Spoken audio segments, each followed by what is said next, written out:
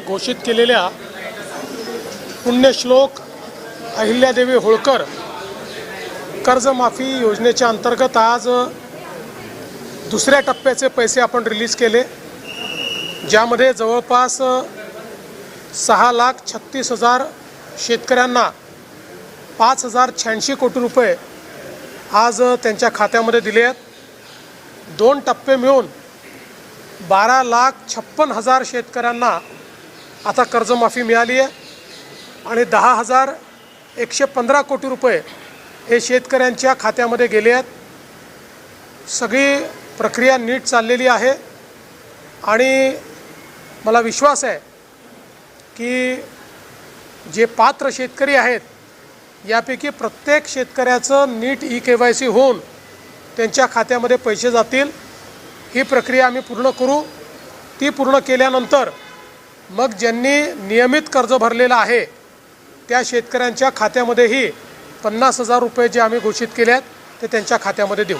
P Chidambaram यांना तुम्ही प्रत्युत्तर दिलं नाही महिला आरक्षण विधेयकासंदर्भात, यासंदर्भात काय सांगता? असं आहे की काँग्रेस आणि महाविकास आघाडी याचे जे नेते आहेत हे सातत्याने बुद्धिभेद करण्याचा प्रयत्न करत आहेत की 2023 सालीच महिला आरक्षण विधेयक मंजूर झाल्यामुळे आता पुन्हा विधेयकाची गरज नाही आणि म्हणून मी त्यांना लक्षात आणून दिलं 2023 साली चिदंबरम यांच्यासहित सर्वांनी ज्या विधेयकाला मतदान केलं होतं त्या विधेयकामध्ये 2 गोष्टी म्हटल्या होत्या।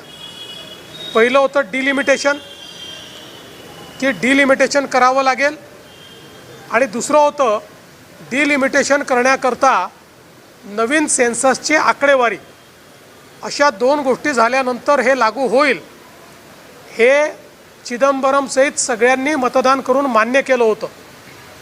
मात्र कोविडमुळे सेन्सस पुढे गेलं, त्यामुळे मोदीजींच्या मनामध्ये 2029 सालीच आपल्याला महिला आरक्षण द्यायचं असल्यामुळे एक अतिशय छोटीशी अमेंडमेंट आणली होती की डिलिमिटेशन करता नवीन सेन्ससचा जो काही कॉन्स्टिट्यूशनल अमेंडमेंट किंवा संविधान संशोधन आहे त्याच्याऐवजी त्यात शिथिलता देऊन जुन्या सेन्ससप्रमाणे देखील करता येईल अशा प्रकारची अमेंडमेंट होती, जी या सर्व मंडळींनी नाकारली।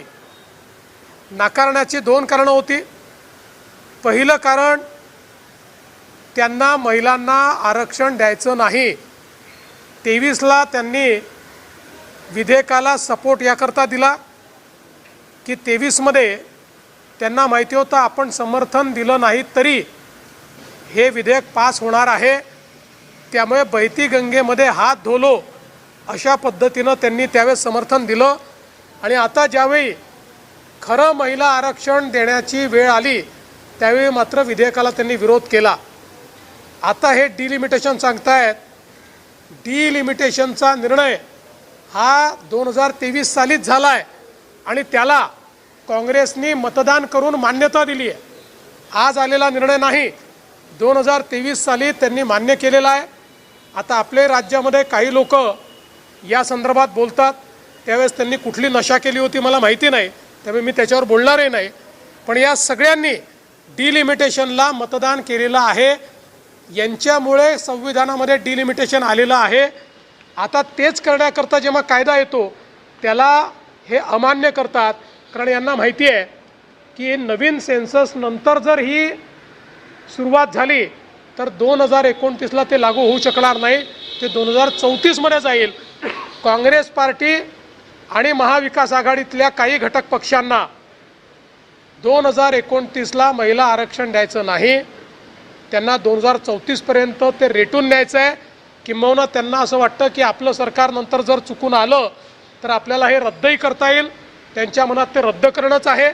आणि म्हणून हे लोक अशा पद्धतीनं बुद्धिभेद करतायत। आणि म्हणून चिदंबरम यांनी ज्यावेळी ट्विट केलं त्याला मी फॅक्ट्स फिगर्स याच्या सहित उत्तर दिलेलं आहे। कुठल्या संसदीय समितीवर? मला काही कल्पना नाही. अमरावतीमध्ये दुर्दैवी प्रकार आहे तो घडलेला आहे, त्यामध्ये 3 चिमुकल्यांचा आहे तो जीव गेलेला आहे. अतिशय दुर्दैवी प्रकार आहे. उच्चस्तरीय चौकशीचे आदेश तर दिलेच आहेत, पण सातत्याने जे NICU असतात त्याच्यामध्ये आपण फायर ऑडिट करत असतो.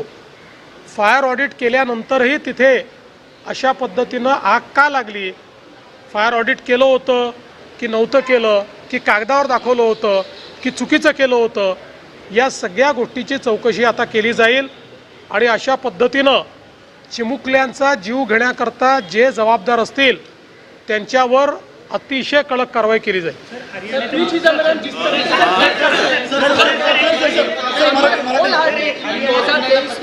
हमने समर्थन दे दिया था, अब कॉग्निटिव फटीग हो चुका है आपको, इस तरीके से वो ट्वीट करते हैं. देखिए, ये जो चिदम्बरम साहब की सिलेक्टिव मेमोरी है, इसका जवाब मैंने दिया है. 2023 में चिदम्बरम साहब ने जिस बिल के ऊपर वोटिंग किया था और समर्थन दिया था, उसमें महिला आरक्षण विधेयक के लिए 2 चीज़ें कही गई थी. डीलिमिटेशन उसी में मंजूर हुआ था, और डीलिमिटेशन के लिए सेंसस कौन सा होगा, तो नया सेंसस होगा, ऐसी मान्यता मिली थी. इसलिए डीलिमिटेशन कोई नया नहीं है, उसको उन्होंने मान्यता दी है. अभी जब ये ध्यान में आया कि कोविड के कारण सेंसस को समय लगेगा और सेंसस के लिए रुके, तो 2029 में महिलाओं को आरक्षण नहीं मिल सकता, इसलिए बहुत छोटी सी बात उसमें मार्ग निकालने के लिए मोदी जी की सरकार ने लाई थी कि सेंसस के लिए पुराने सेंसस को भी मान्यता दी जाए, तो हम 2029 में उसको लागू कर सकते हैं. लेकिन इनके मन में महिलाओं को आरक्षण देना नहीं है, इसलिए इन्होंने उसके खिलाफ वोट किया और उसको पराजित किया.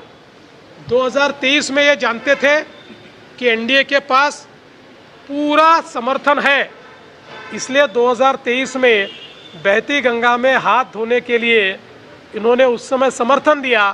और आज जब उसी अमेंडमेंट के तहत महिलाओं को आरक्षण देने का अवसर प्राप्त हुआ, उस समय NDA के पास 3/4 2/3 मेजॉरिटी ने ऐसा ध्यान में आने के बाद महिला विरोधी नीति उन्होंने सामने लाई और उसका विरोध किया.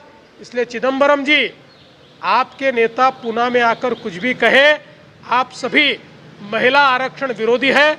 आप 2029 में महिलाओं को आरक्षण नहीं देना चाहते, लेकिन मुझे विश्वास है मेरे नेता नरेंद्र मोदी जी चाहे कुछ भी हो जाए 2029 में महिलाओं को आरक्षण देकर रहेंगे. रिक्षा चालकांना मराठी सक्तीवरून कुठेतरी यूपी मध्ये देखील राजकारण यावरनं रंगताना दिसतं आहे. एकूणच यूपीच्या रिक्षा चालकांना भाजप सरकार हे त्रास देत आहे असा आरोप हा अखिलेश यादव करताना दिसतात. बघा, कोणालाही त्रास देण्याचं कारणच नाही आहे.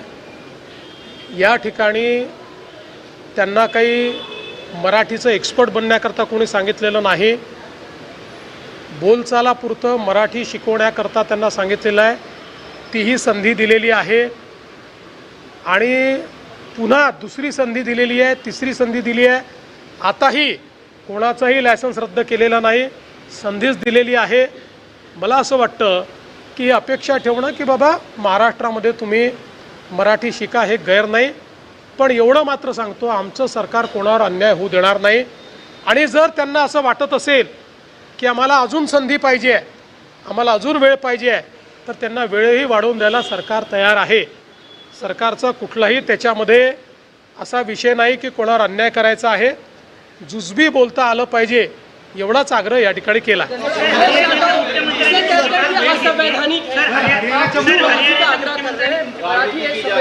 देखिए, पहली बात तो यह है कि यहाँ पर जो हमारे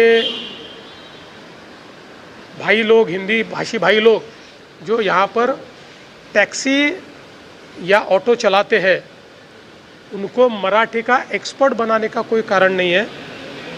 उनको उनके काम जितनी मराठी आनी चाहिए, काम चलाओ मराठी आनी चाहिए, इस प्रकार का ही आग्रह किया गया है. और उसमें कोई भी इस प्रकार की सख्ती नहीं है. उनको सिखाने का प्रयास चल रहा है. अभी भी 2 बार लोगों ने समय बढ़ाकर मांगा, वो समय बढ़ाकर दिया गया है। अभी भी तीसरी बार भी समय बढ़ाकर दिया है और आगे भी अगर ये मांग आएगी कि हम सीखना चाहते हैं, हमको समय बढ़ाकर दिया जाए, तो समय बढ़ाकर दिया जाएगा। हमारी भारतीय जनता पार्टी की सरकार और हमारी बीजेपी, शिवसेना, राष्ट्रवादी की महायुति सरकार भाषा के आधार पर किसी के साथ अन्याय नहीं होने देगी। भाषा के आधार पर किसी पर अन्याय नहीं होगा। ये सारे लोग, और इनमें से तो कई लोग 3-3 पीढ़ियों से यहाँ रहते हैं, ये हमारे लोग हैं, हमारी संस्कृति के साथ घुल मिल गए हैं। इसलिए यह प्रयास है कि इनमें से जिनको भाषा काम चलाऊ भी नहीं आती, उनको सिखाने का प्रयास चल रहा है। कोई किसी के ऊपर अन्याय न हुआ है, न हमारी सरकार होने देंगी।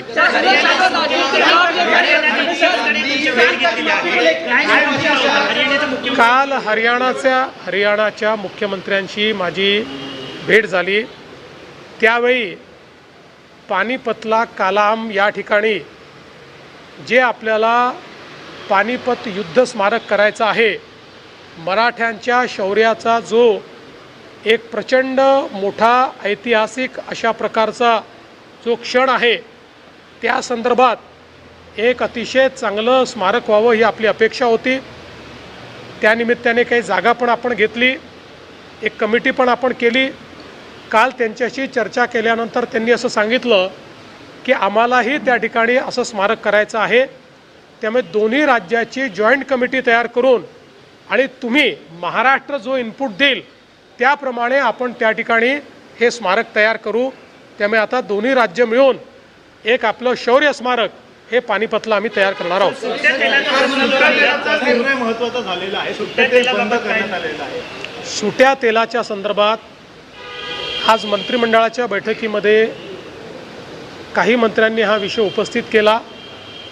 मंत्र्यांचं मत अगदी स्पष्ट होतं की जी काही FDA माध्यमातून वेगवेगळी कारवाई चालली आहे ती योग्य आहे। कारवाई अशा पद्धतीनं होत राहिली पाहिजे।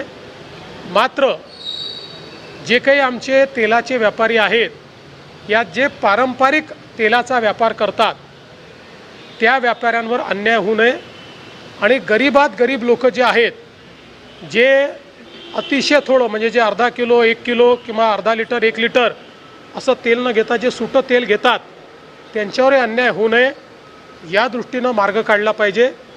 या संदर्भात आम्ही FDAला सांगणार आहोत की एकीकडे क्वालिटी मेंटेन करणंही गरजेचं आहे, दुसरीकडे पारंपरिक व्यवसाय सांभाळणंही गरजेचं आहे आणि म्हणून यातला मधला मार्ग काढून काही SOPs तयार करून कुठल्याही पद्धतीनं तेलामध्ये मिलावट होणार नाही, तेलामध्ये भेसळ होणार नाही या पद्धतीच्या SOPs तयार कराव्यात अशा पद्धतीनं FDAला सांगण्यात येईल।